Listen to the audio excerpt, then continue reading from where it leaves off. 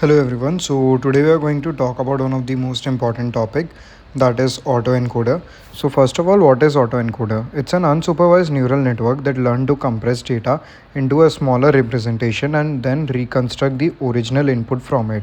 It has two parts, an encoder which maps the input X to a latent code Z, and a decoder which take the Z and rebuild the input, giving us X hat.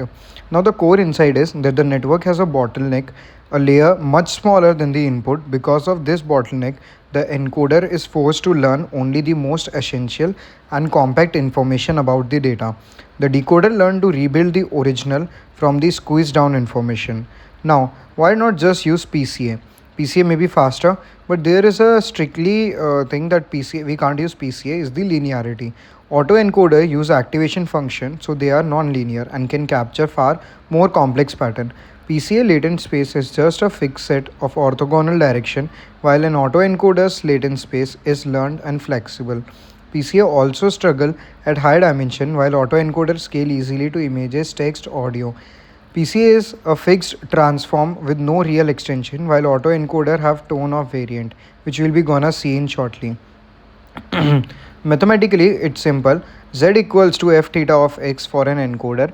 X hat equals to g phi of z for the decoder.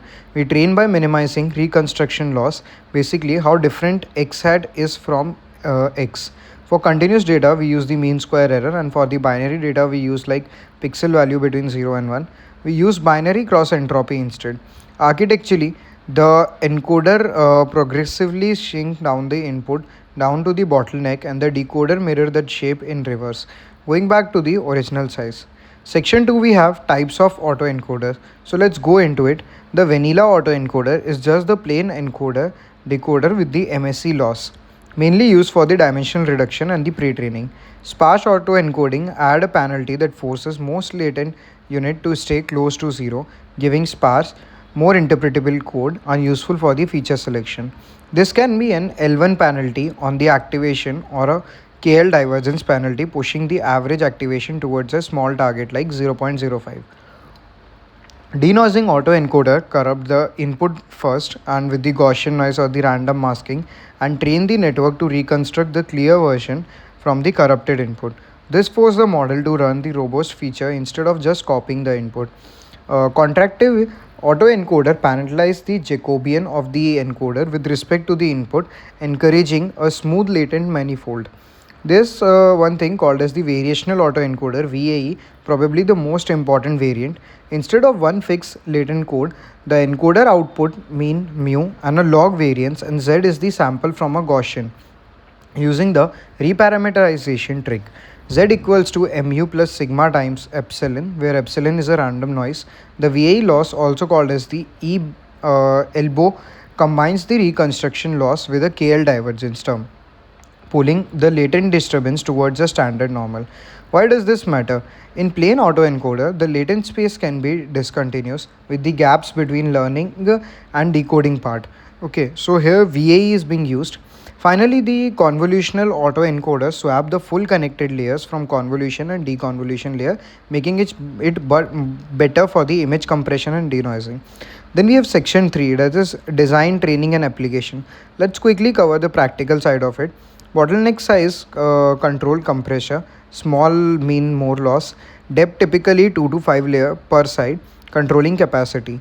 ReLU is one of the most common hidden activation sigmoid or the tannage from the output. The loss function depend on the data type, MSC for continuous, BC for the binary part or the binary classification. Okay, as a quick example, a network with input size 784, hidden layers 256 and 128, the bottleneck of 32 comes out to be roughly 238k encoder parameter and about 476k total with a minor decoder. Okay, now we have something related to the training trick, that the batch normalization stabilize training and prevents the vanishing gradient in deep encoder.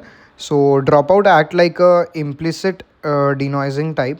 Okay, now wherever encoder are actually used. So in the dimensional reduction, when they are non-linear alternative for the PCA, in the anomaly detection, since normal sample reconstruct well while anomalies don't, image denoising, removing noise, JPGA artifacts, and generative modeling with VAE, sampling new data from the learned priority, and representing learning, pre-trained or unlabeled data, fine-tuning, and all these things, they are being used.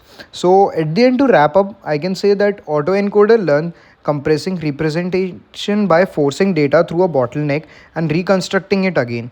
Okay, denoising add robust sparsity, add the interpretability, and the VAE add the ability to generate entirely a new data.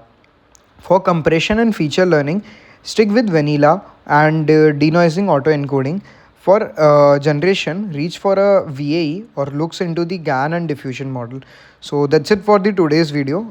If it will help like you, then we can go towards more depth into the topic. Okay.